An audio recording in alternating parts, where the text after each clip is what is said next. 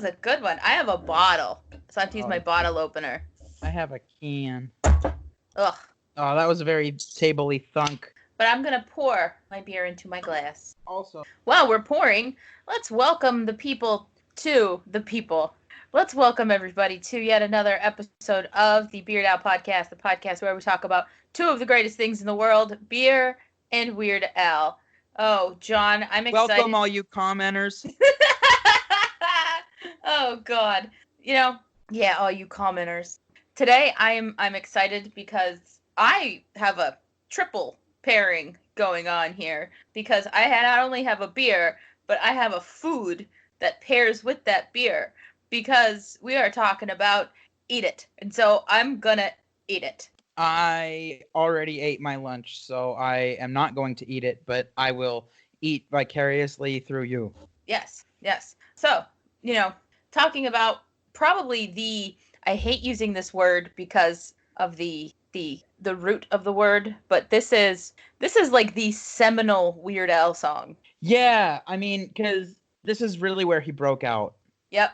Yeah, this was he really hit the masses with this one. That's a good sandwich. What are you eating, by the way? I've made myself a peanut butter and jelly sandwich on 5-grain Italian bread from the Publix grocery bakery. Okay, what kind of jelly?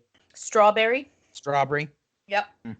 And as you know, and you're going to call me garbage for it, but I have Skippy peanut butter and strawberry jelly. That's because Skippy is a garbage peanut butter. You're garbage. No. But before we jump too far into the song, this sandwich, let me see. While it's still fresh in my mouth, I'm going to take a sip of my beer, see how they play together off the tongue. Oh, that's nice. That works. Ooh. Okay. I have a stout today. That looks pretty dark. I am not generally a stout person. That's a lie. You are very short. I'm short, but I'm not incredibly stout. Okay. And this what I have is a chocolate. It's not chocolate. It's a peanut butter chocolate milk stout from Lost Coast Brewery in Eureka, California. And it really goes well with my sandwich. What have you paired up with Eat It while I eat more sandwich? I have the Saucony Creek Pegasus. It is a key lime ale with vanilla and lactose. It tastes very much like a key lime pie without the graham cracker crust. I'm nodding. Yes, I can really get behind it because key lime pie is one of those desserts that if I see it on a menu at a restaurant, there's like a 90% chance I will order it. Yeah, because it's not often that you can go somewhere and get a good key lime pie. That's true where you live, but key lime pie is actually the state dessert of Florida. Well, yeah. I mean, I'm in Pennsylvania here. Like, yeah, where are you getting those? Unless I'm going to a fancy restaurant, I'm not getting key lime pie. No. Like, yeah, they're not all going to have it. Or if it's not a fancy restaurant, you could pretty much be guaranteed that it's not good key lime pie. Fair enough. Absolutely fair enough. So why did you choose that beer for Eat It? There's a line in the song, "Have some more pie," and so I'm like, you know what? Key lime pie is one of my top tier pies. It is a top tier pie. That's a good pie. Although it can be argued that key lime pie is more like a cheesecake than it is a pie. I would say key lime pie is more like a tart. Okay. Yeah. I mean, if you count lemon meringue pie as a pie, key lime pie counts as a pie. What defines pie? 3.14. But what defines pie? 3.14159, you know. Oh, wow. You get farther into that than I did. Because we could say, because pies don't all have to have the top crust. That's very true. That's why I guess, like, it could be a crumble top. Mm-hmm. Which, I mean, that to me is top tier pie. It's an apple pie with a crumble top. I don't like the second crust on the top. I really like a oatmeal crumble top on top, granola-y. Yeah, that's good. Like a crisp, an apple crisp on top. My wife makes the best apple pie. Uh-oh. Shots fired. Shots fired. Yeah. Don't get caught up in the crossfire. Oh my God. Shots fired. Oh, I love pie. No, I finished my sandwich. I feel good. Nice. Good. I went with, And the reason I chose to have my lunch with my beer today, not only did I feel like this peanut butter chocolate milk stout would pair well with a peanut butter and jelly sandwich, which it absolutely did. I chose this beer because of the line, it doesn't matter what you have for lunch, just eat it.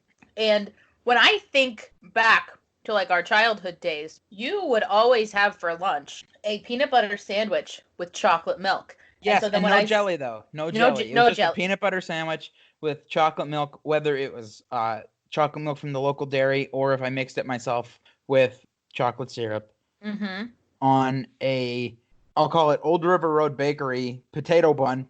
Yep, you'd have it on a potato bun. And a side of Doritos, cheese Doritos, or Cool Ranch Doritos. They were all very good. And so I picked this because I saw peanut butter chocolate milk stout, and I was like, this is what John had for lunch. But you would also often shove the Doritos into that sandwich, and because it's amazing. It gives it a little bit of crunch, and I'm gonna tell you what, peanut butter and cheese is an underrated pairing. I love it. Don't knock it until you try it. I would do the same thing with Cool Ranch Doritos too, but that was more for the crunch than the flavor profile. Yeah, I mean, I'm all for putting chips on a sandwich. Like if I have a hoagie or something, I'm putting my chips on there, like no question. But with peanut butter, it's just struck me as odd. I'm not gonna begrudge you your taste, okay? But I just don't know. I don't know. But again, in the words of our hero, Weird Al, it doesn't matter what you had for lunch. Just eat it. And that is what you did. You just ate it. Exactly. Now, our last couple minutes of conversation have landed me two questions to ask you. So we were talking about what defines a pie, right? That could kind of dive into the realm of questions of like, is a hot dog a sandwich? Don't get me started on that. I just did. Okay. First, you have to go into what defines a sandwich, and one might, your gut reaction to that would be, stuff between two slices of bread. Well, okay, then what about your open face sandwiches? Are those sandwiches? Well, yeah, it's just the one slice of bread. So then that kind of knocks off your stuff between two slices of bread definition, okay? And then you might also say, is a hoagie or a sub, or whatever you call it, is that a sandwich? Because that's one piece of bread sliced open. It's not necessarily separated. So that's also not stuff between two slices of bread, right? That's your meats and your cheese like with inside a bun. So then to that point, right? You can also have an Italian sausage sandwich, which is not far off from the hot dog. So it is something in a bread-like thing. So yes, I say a hot dog is a sandwich. And I 100% agree with you. But also now, you said, what about open-faced sandwiches? Does that make a pizza an open-faced sandwich? Sure. Why the heck not? Exactly, right? And so then quesadillas are just Mexican grilled cheese, meaning that's a sandwich. Right. Yeah, and taco, if you're going with hoagies. Open-faced, yeah. They're closed. It's one thing. It's closed. It's a sandwich. Right, and that brings me back to the second question that was in that couple minutes of conversation is, so you just called it a hoagie. Yeah. So like a submarine sandwich or like just a sub, like that kind of tells you where you're from, right? Yeah. So like you got hoagie and like submarine hero. But that's almost like that's also a Greek sandwich that a lot of people call gyro, but it's really called a hero. Yeah.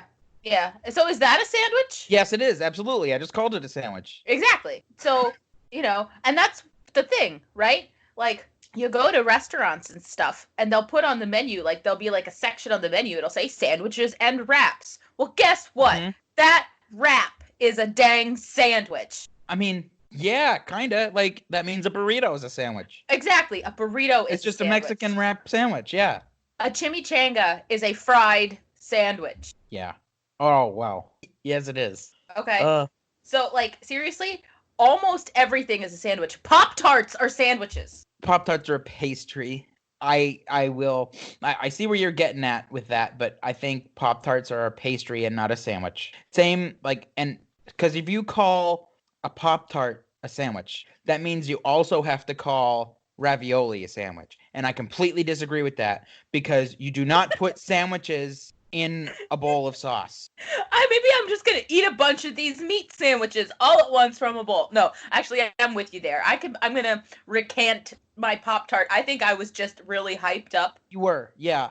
No. Pop-Tarts are a pastry. Is cereal soup? Oh, yeah, it could be cold soup. What's a cold soup? Is that a gazpacho? Yeah. So yeah, Yeah. cereal. Cereal is a soup. Sure, cereal's a soup. Except it's one of the few soups that the longer you let it sit, the worse it gets. Yeah. Because like soup takes time, and it's almost like, the longer the soup is cooking, it gets better.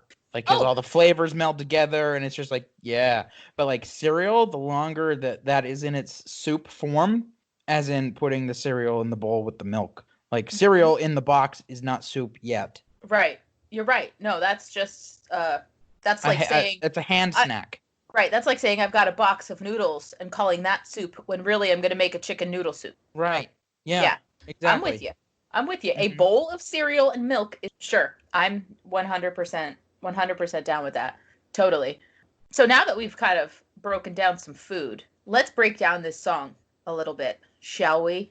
Absolutely. So I took a little bit of time over the past couple days to really dig into, Eat It and what it really did for Weird Al to create the Weird Al, I'm going to use the word, the Weird Al juggernaut as we know it, as we have known it.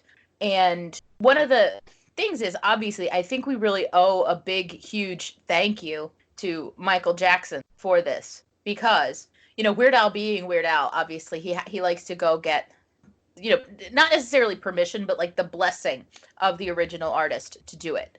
And Michael Jackson, it took him a little while, probably just because, he's busy, not that he had to think about it too much, but he said, yeah, sure, like, fine, like, do it.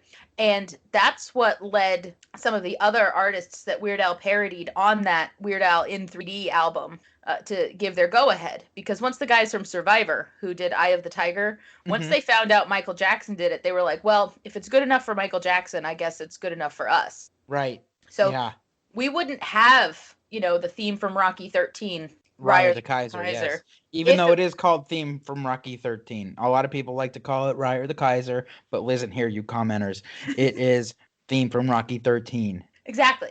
That's what I called it, because I'm a Weird Al aficionado. Yes, absolutely. So we have to thank Michael Jackson for that. And then to that point, we also have to thank MTV. Because, Weird Al in 3D, that was 1983, 84? I'll confirm for that, but I'm pretty sure you are plus or minus one. 1984.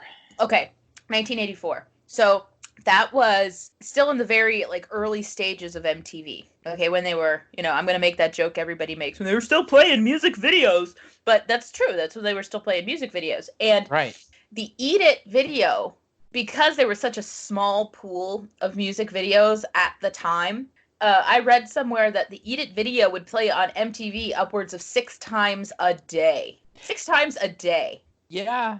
So if you were cool watching MTV, so I'm sure it was something that they'd have on TVs in record stores, or, high school, college kids, would have on TV all the time. So if you were watching MTV at all in 1984, odds are you saw the Eat It video. And that's really what catapulted Weird Al into the zeitgeist of American culture, because Michael Jackson said, okay, sure, and MTV played the crap out of it. Right, and I'm sure it didn't hurt. In fact, it probably helped a lot that Weird Al and his cohorts made the decision to make the music video almost like a shot-for-shot remake of the Michael Jackson video. So it's not like he's going off the wall doing this other unrelated crazy music video where he's just taking the video that's already there, reacting it out, but having food items around. The first shot you actually see Weird Al in the video, he's laying on the bed, and on his nightstand is a dozen donuts. Yep. And it's just the little touches like that just thrown out in the video. It really kind of separates it. It's the same video, but it's just the little touches put it over the top of like, yeah, this is gonna be well received. Exactly. And I mean, I've said this before, and I'm going to say it again. Weird Al doesn't half-ass anything, and he did it right from the beginning. Mhm. Like, I don't know if you had a chance to watch the side-by-side I did, yeah. video between Beat It and Eat It. Okay. If not, it's right there on YouTube. Seriously, if you just Google Beat It, Eat It, which seems like a bad thing to Google, but if you just Google that, it will show up. Sidebar. You could put Mhm. that link in description for the podcast. Oh, I guess I could. Thank you, John. Yeah. I might just leave that because I was like, okay, well then you're the link. Listen here, you commenters. I'm just trying to be a good podcaster. Yeah, I'm just gonna put that link in the description. Okay, but anyway, you watch that video, and in that same beginning bit that you're talking about, where he's on the bed, you know, he's laying back, he's got his hands over it. The part where they stand up, you know, he stands up like off the side of the bed. The picture falls off the wall in the Weird Al version of it, and it's like you're right. Yeah. It's those little things because Michael Jackson. I wonder if that was intentional though. Oh, it could have been one of those things. It could have been one of those things that happened and they kept it in just because it was funny. It could have been. You know, like just an ad-libbed line from Oops, the picture fell. But that's like really funny. Yeah. Yeah. It is really funny, you know. And then the gang fight scene where in the Michael Jackson one they have like switchblades, but in the Weird Al one it's like spoons. Yeah. So trying to fight each other with spoons. Oh, it's so good. And I would be remiss if I didn't also mention the very beginning of the video when they're coming out of the manhole cover, and then the Weird Al one, the fat guy gets stuck, and the people keep coming out in the Beat It video, but this fat guy's just stuck in the Eat It video. It's great, but you can't knock. Weird Al was so good in this video. Like, he got the Michael Jackson isms down, you know? Yes, he did.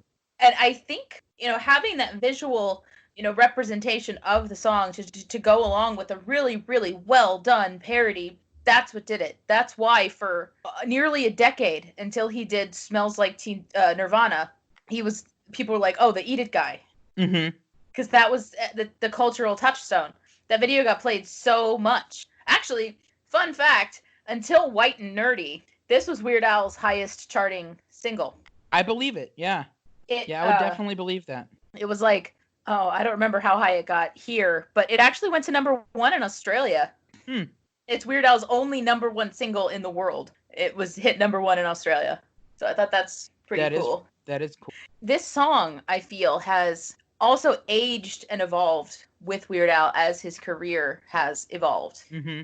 You know, because for the amount of times we've seen Weird Al, how many times have we seen him do a straight version of Eat It? I think he's done Fat more than Eat It. Well, yeah, because the fat suit, like, he kind of has to. Yeah. But we've seen it for sure. We have seen it for sure. We've seen it in virtually every concert. But I think when we saw him, like, on the Running with Scissors tour, so, like, this is, like, you know, 99, 2000, right? Mm-hmm. He did it. He had the jacket, and he did it. He did Eat It, just like normal. Right. Okay. But subsequent times, seeing Weird Al, he stripped it down, and he has the guys sit, and they do it acoustically, like the acoustic version of Layla. Yeah. Oh, yeah, I remember that now. He did that when we saw him, was it in Scranton or the Kirby? I think both, because those were, I think that was the same tour. It was the same tour, just one towards the beginning and one towards the end. Yeah, so that was the first time he did it.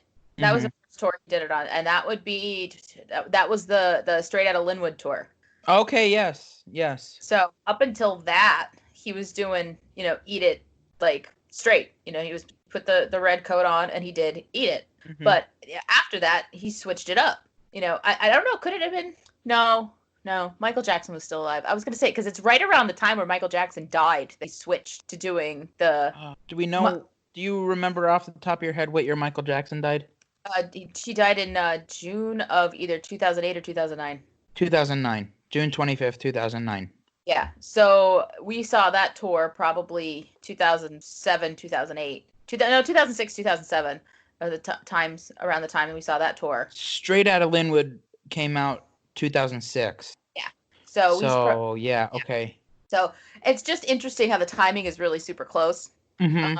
But you know, so he's done it like that kind of since then, and then in subsequent tours, like he even cut it down even more where Eat It just kind of became part of an acoustic medley that he would do. He did that on the Mandatory Fun tour. He did kind of a medley in the middle where he would always kind of do like a medley so he could like hit some of the hits. Right, yeah. But he turned it into like an acoustic medley that it had, Eat It, Like a Surgeon, some of the earlier stuff just kind of in this medley just so he could say that he did it. Yeah. It's just interesting how, this was the song that launched him and how it has evolved over time. Yeah. And I feel like with Michael Jackson's random like who's and ha's and oohs, that kind of landed Weird Al a little bit more of a solid ground for his random sounds that he likes to interject into the songs, like the ooh and then a burp. Yeah, right? Yeah, right. Like they're all over the place. And it's just like it really lended him just that solid space. Just be weird. Yeah. It's perfect. It's perfect. I mean, those oohs and ahs are like weird on their own. Yeah. Shimon. Yeah. Oh, lordy. But I think, and what was really cool about Eat It and the whole Weird Al in 3 Weird album in the first place is that he stopped relying so heavily on the accordion on the main tracks on the song and started being more trying to be more true to the original versions in his parodies. Right. And even in his originals. It's not like it's the original song but on an accordion. It's the original song with funky lyrics, and only the polkas really have prominent accordion. Yeah.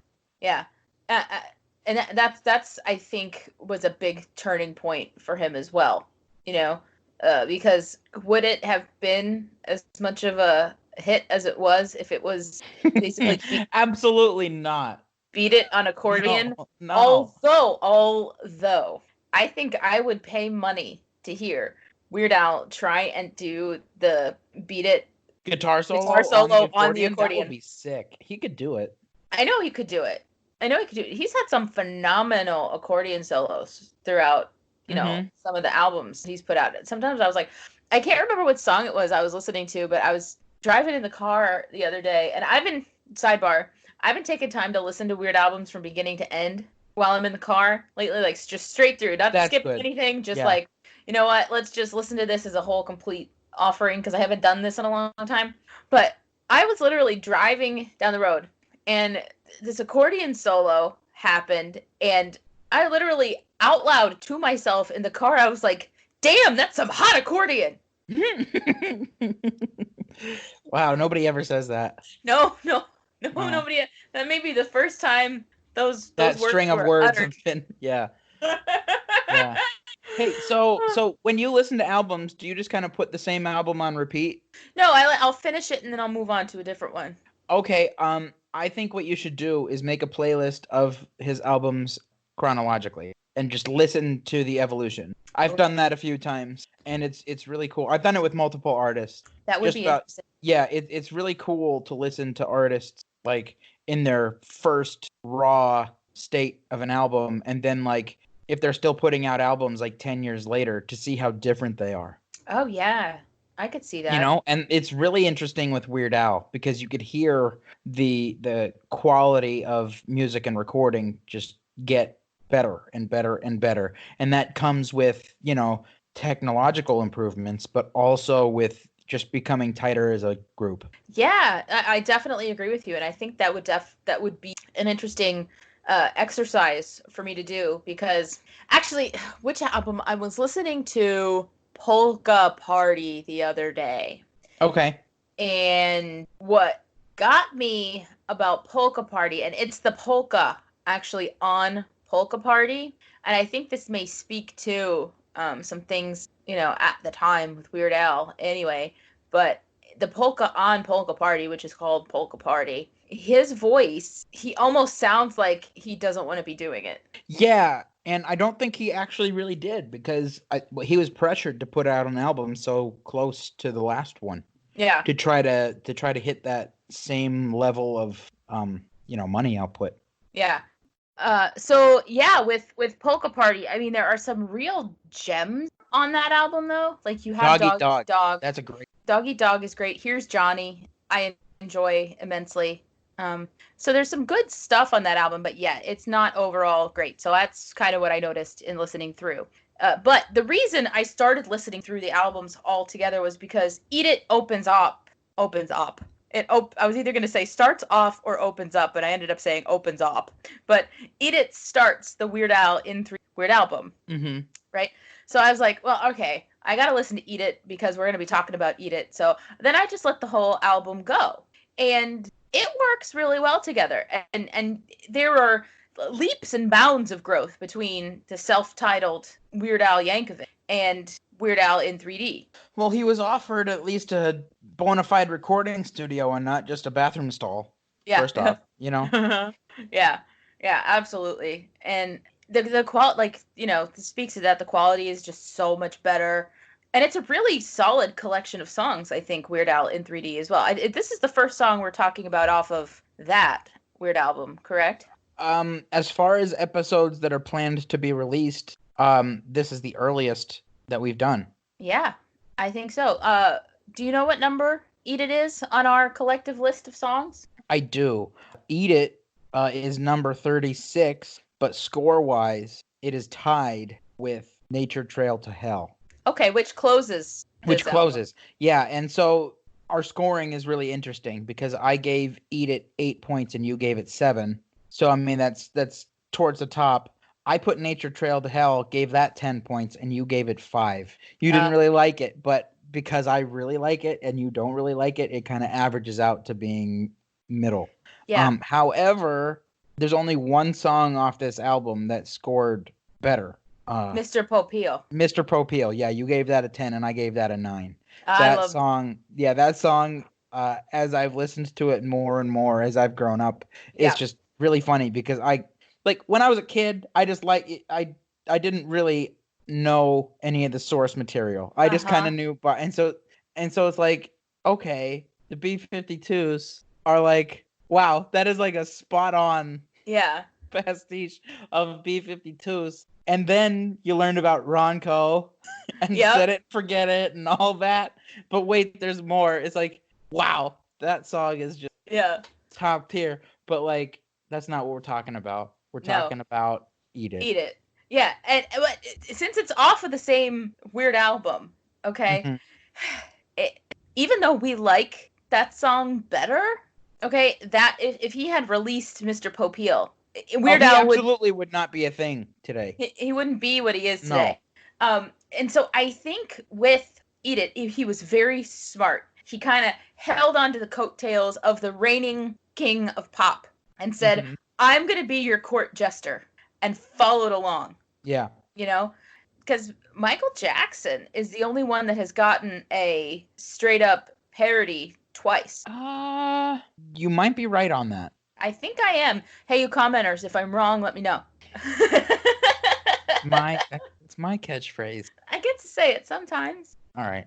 But actually, my catchphrase is "Listen here, you commenters." Yeah, that's true. Not "Hey you." It's "Listen here." Yeah, you're putting them in their place. I'm asking for their help. Yeah. But he kind of went along for the ride with that, and in doing so, Weird Al became part of the thing that he was parodying and satirizing, because Weird Al's whole thing is he takes pop culture and turns it on its head and spits it out in a completely different way. But in being shown on MTV 6 times a day and kind of doing the things that he did, he inserted himself into pop culture, because Weird Al is definitely like a pop culture touchstone, and he wouldn't have been that if he didn't do Eat It and kind of release it the way that he did, because in the afternoons, TBS plays Friends like all afternoon, and there's an episode in the last season of Friends where they like go to Jamaica or whatever, and Monica's hair gets all frizzy, and Chandler's like, I came here with Monica, but I'm going home with Weird Al. And you know what? Everybody knows what he's talking about, because everybody knows of Weird Al. Everybody does. If you're at all cognizant of what's happening in the world around you, you know Weird Al. Exactly. Yeah. He defines what it means to be pop culture comedy in America, definitely, but dare I say the world. I mean, yeah, he's probably the king of parody. Yeah. And I feel like everybody who does it, everybody who is into comedy music has Weird Al to thank for it. Weird Al is like the Beatles of comedy music. You Mm-hmm. know, Lonely Island, they love Weird Al. Flight of the Conchords, they love Weird Al. Anybody who's out there putting out comedy music can cite Weird Al as an inspiration, which is amazing when you think about it, because he's just this, he gave himself the name Weird. He got to college and he was like, you know what? I'm just going to beat everybody to this. I am far too young to actually be here, but I am here. Everybody's going to think I'm weird anyway. I might as well just say, hey, I'm Weird Al. Right. Like, that would be like you, like, saying, like, hey, I'm Stupid John. I am. I am Stupid John. I'm looking through his songs just to kind of fact check what you said about Michael Jackson being the only one to get a double parody. And I guess if you're talking about straight up parody, Yeah, I'm not talking about being included in a polka. well, no, Or even still, because we already talked about it. Syndicated Incorporated and The Night Santa Went Crazy. They were both Soul Asylum. Soul Asylum, yeah. And then he also did a straight up parody of REM for Spam, but he also did a pastiche with Frank's 2000-inch TV. So you've got a parody and pastiche combo a couple times. Mm-hmm. You have parody and also on a polka combo, like the Police on Weird Al in 3D. You've got King of Suede, and then in that polka, every breath you take. Yeah. You've also got Queen with Another One Rides the Bus and the Bohemian Polka. Okay. So again, parody and pastiche, but if you're talking strictly double parody, yeah, I think Michael Jackson's the only one. But yeah, because I'm struggling to find any other one. Well, no, because the Beach Boys got two pastiches. Yeah, Trigger Happy and Pancreas. Yeah. Yeah. But did you know Weird Al almost dipped his accordion into the Michael Jackson well a third time? Oh, really? Yeah. For Off the Deep End, which, obviously 1992 for Weird Al, the lead single for that was Smells Like Nirvana. He had, prior to that, considered doing a parody of Black or White. Oh, yeah, the message behind that would have been... And, yeah, he didn't want to make fun of the source material because that had a stronger message than Eat It or than Beat It or Bad. Which are both about like being a badass. Like Michael Jackson being a badass. Now looking back at him now, like, okay. Yeah, right. So yeah, he almost considered doing a third one, but so there was the message part, and then there was also, I think, a conscious thought on Weird Al's part, basically like, do I want to just be the guy that parodies Michael Jackson? Right. Yeah. Doing it a third time, that's just like, oh, do the other Michael Jackson. Like, it's almost like YouTubers that put out funny sketch videos and then people go up to them all the time like, oh, that should be a video. That should be a video. And it's like not even a full fleshed out idea. It's just like, you spilled your water. Make that into a video. Like, You spilled your water. Make that into a video. Stupid. Right? That's really stupid. Yeah. Oh, Lord. Did you want to touch on the flavor profile of your beer before we run out of them? Oh, yeah. I'm almost out. This is very drinkable. I really like it. I actually should probably go back and edit my ranking of it. I only gave it a 4, but I kind of want to bump it up to maybe a 4.25. Okay. So it has a strong lime flavor, but it doesn't have a lot of the sourness of the lime. Oh. It has good vanilla flavor, but it's not overly sweet with the vanilla, and it's got lactose, which kind of is helping to mute those a little bit, and it kind of makes it not like it makes it creamy, but not in a bad way. You know what I mean? That's what she said. Ha! Yeah, no, it's made by Saucony Creek, which is out of Kutztown, Pennsylvania. Oh, Kutztown, not Kutztown? I called it Kutztown. Whatever.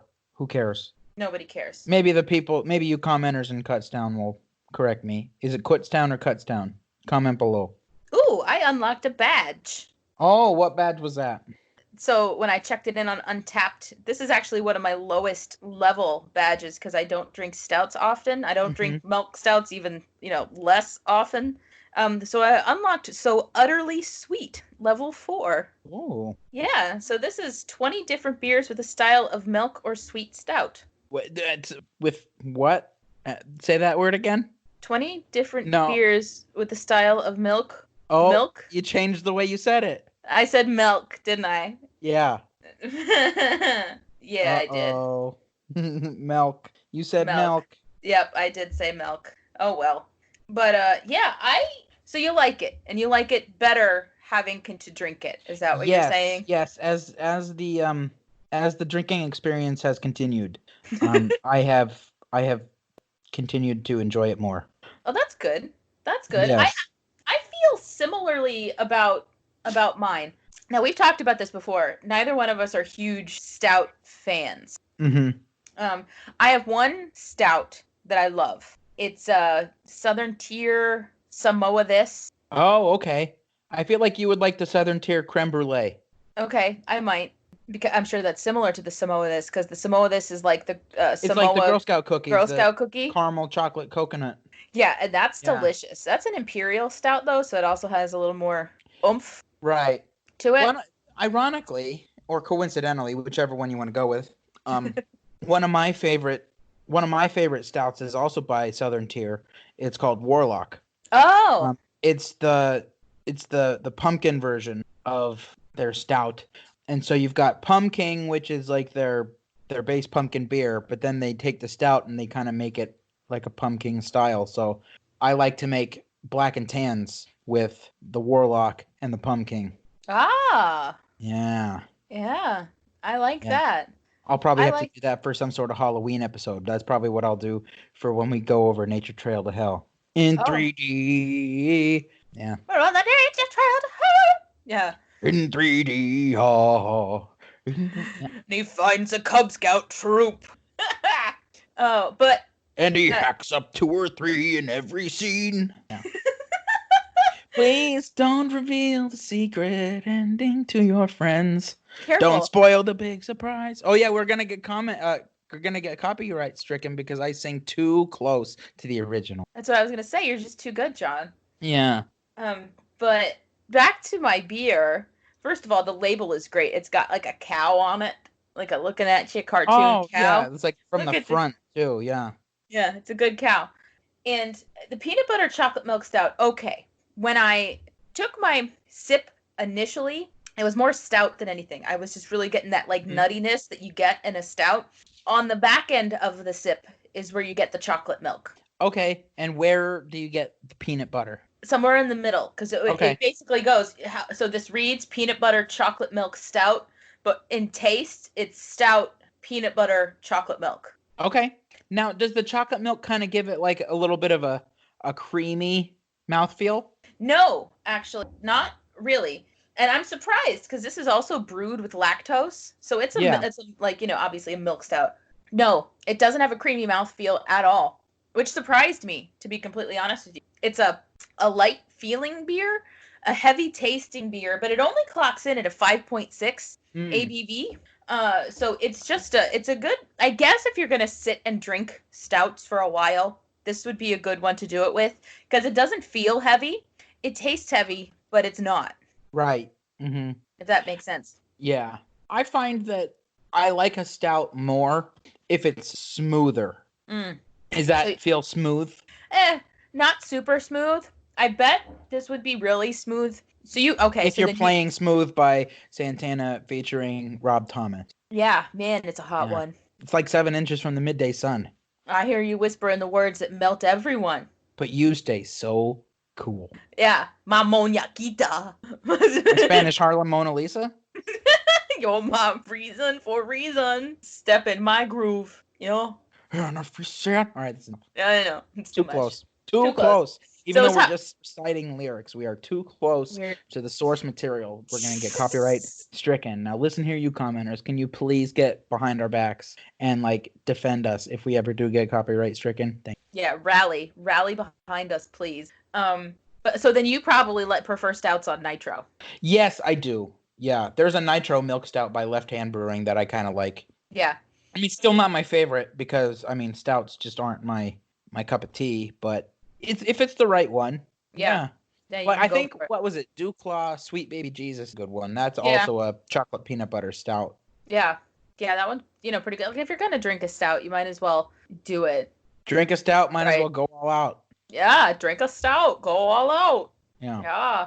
What? One final thing I did want to mention, since I was talking about earlier about how Eat It has evolved with Weird Al and his career. Did you happen to catch the video kind of early on in this quarantine coronavirus thing? It was a playoff of, like, at the very beginning of it, Gal Gadot got a bunch of celebrities together to sing Imagine, right? Mm-hmm. And it was like, we're all in this together, and it was like celebs kind of doing like a video round robin singing Imagine. Well, about a month after that, Weird Al and a bunch of his celeb compatriots put together a video of them round robin singing Eat It. But terribly. So it opens with David Cross. So it's connected with Mr. Show. So it opens with David Cross, and he's like, "How come you're always such a fussy young man?" And then like Bob Odenkirk comes in, and he's like, "Don't want no Captain Crunch, don't want no Raisin Bran." Sidebar: I love Mr. Show. Oh, it's great. Oh my God! Did you see a couple years ago they came out with Bob and David? Yeah, I saw Netflix. That. Uh-huh. Not as good as Mr. Show, but Mr. Show. Oh my God! So good. So good. Bob Odenkirk of Mr. Show is the one who discovered Tim and Eric and funded them to continue on with their sketch comedy and getting them on Adult Swim and everything. Really? Yeah. Oh wow. So if you look in the Tim and Eric Awesome Show, great job credits, you'll see that Bob Odenkirk is producer. That's interesting. Yeah. I mean, that's a whole different sort of funny. It's like a fever dream funny. Oh my God, yeah. Tim and Eric is a fever dream. Yeah, it's wild. Yeah. It's wild. Oh Lord. But yeah, so this was like, it was them, it was Michael McKean. I think, yeah, a bunch of people from Better Call Saul and Breaking Bad, right? Michael McKean, Al Franken was in it, Sarah Silverman, Rhea Seehorn, Michael Cranston. Yeah, Michael Cranston. Brian Cranston. Brian Cranston. Yeah, so there's a bunch of them in it, and they're all doing it so badly. Like, they're messing up words. Some of them aren't even singing. It's not good. But then at the end is where Weird Al gets his shot to be like a brilliant freaking genius, because he's on like the terrace of his home in California. Beautiful backdrop. He's wearing a hat, and he's like, "Just eat it." And he's like overpronouncing it and like doing a really good job singing where everybody else was really bad. Then he looks seriously into the camera, like, "We're all in this together." And then the camera pans out to like this vast like scape of nothingness and mountains behind him. Like, we're all in this together, and there's nothing there. Yeah. I just love that to kind of parody a thing that celebrities tried to do that went so badly with Imagine, because Imagine, obviously John Lennon was... Imagine there's no people. Yeah. Imagine there's no people. Yeah. But it was like a... That was a cultural touch point song, right? Which is why they chose to do it, because it's a song that everybody kind of knows. So then when they did this, they chose Eat It, because that's also a cultural touch point song, because it's what gave us Weird Al, If he was going to do any other song, it would probably be Amish Paradise. Yeah. And I don't think that would go over as well as Eat It. No, that doesn't lend itself to the medium. Right. So that was it. That was my last anecdote about Eat It. I just had to make sure I talked about that because it did make me chuckle. Do you have any other anecdotes about your beer? No, I think I talked about it. I didn't dislike it. I rated it a 3.9. 3.9? How did you do that on Tapped? I pay $5 to get more granular rating. Really? Yeah. Oh. If you're an Untapped. See, I think 0.25 is good enough for me, man. I think if you're an untapped supporter, Oh, you can rate in tenths instead oh. of quarters. I'm okay with quarters. I don't need to support. No, I was just like, okay, sure. Untapped premium. Yeah, basically, and I'm able to do that, and I get a nice little like badge around my picture. So whatever. But yeah, I gave it a 3.9 because it's good for what it is. I'm not a huge stout fan, so I wasn't gonna like rank it super high, but it's good for being the type of beer that it is. That's I good. I liked it enough, and it went very well with my sandwich. Nice. So A peanut butter and jelly sandwich, which, by the way, my daughter can't have. no, She was recently diagnosed with a peanut allergy. Poor girl. no, she just Rip. has to not have peanuts. Yeah, yeah. That's okay. Got to keep them away from her. R.I.P. Refuse ingestion of peanuts. That's re-up. No, but sometimes when they do, abbreviations like Oh little yeah, they skip. of Yeah. are gone. With that discussion all wrapped up, I'm going to say this has been yet another absolutely riveting episode of the Beard Owl podcast. And I'm still Lauren Carey. And I'm still John Kerry, and we still think that hot dogs are sandwiches and cereal is soup and pizza is open face sandwiches. Thank you very much. Goodbye. Bye-bye.